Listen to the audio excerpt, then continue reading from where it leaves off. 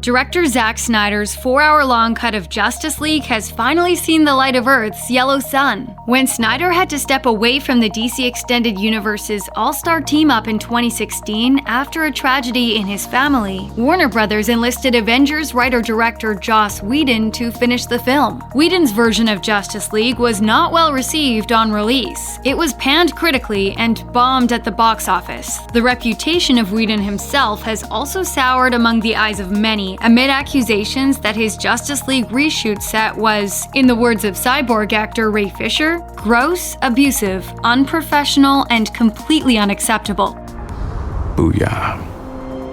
Fans rallied for Warner Brothers to release the Snyder Cut, a once far-fetched wish that's finally come true on HBO Max. Most of the main Justice League stars were quick to come out in favor of the Snyder Cut, including Jason Momoa, Ben Affleck, Gal Gadot, and Ray Fisher. But Henry Cavill, who first played Superman in Snyder's 2013 film Man of Steel, had mostly stayed silent on the subject of the Snyder Cut until now.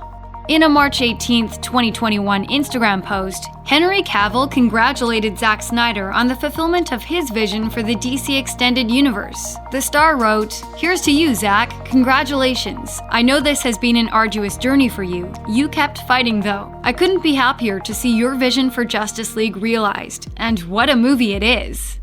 Cavill knows a lot about fighting to see something get made. He was originally cast in a Superman movie back in 2004 that was set to be directed by the filmmaker McG, and even got as close as having a fitting for Superman's iconic cape. But when Bryan Singer took over the project for what ultimately became Superman Returns, he cast Brandon Routh in the role. Cavill also used the Hope Never Dies hashtag in reference to his character's slogan in promotion for the film. Superman's logo, in some versions of comics lore, isn't a big S. It's actually the Kryptonian symbol for hope. Superman explains the symbol to Lois Lane in Man of Steel, and further elaborates in the Whedon cut of Justice League that it takes its shape from a river. The symbol of the House of El means hope.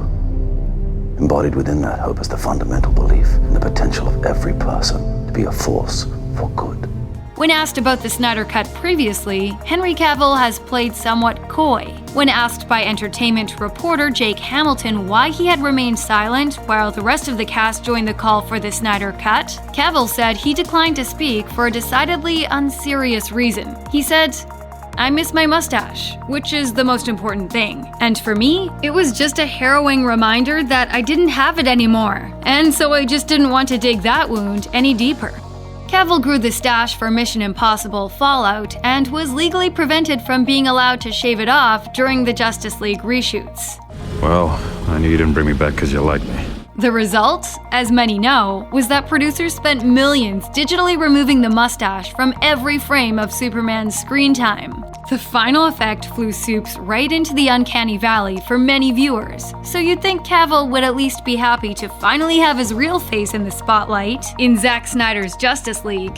Producers at DC and Warner Brothers are currently maintaining that the Snyder Cut is not canon in the DCEU, so Clark Kent's fate hasn't really changed between now and 2017. But the critical acclaim being thrown at Zack Snyder's Justice League may change that.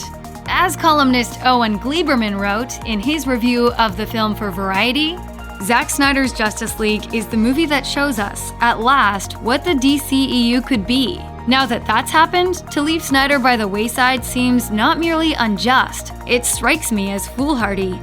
In other words, some critics think that Warner Brothers should think twice about ignoring the fan base to which they just capitulated. Henry Cavill has expressed interest in returning to the role. As he told Men's Health in 2019, "The cape is in the closet, it's still mine." Check out one of our newest videos right here. Plus, even more Looper videos about the DC Extended Universe are coming soon. Subscribe to our YouTube channel and hit the bell so you don't miss a single one.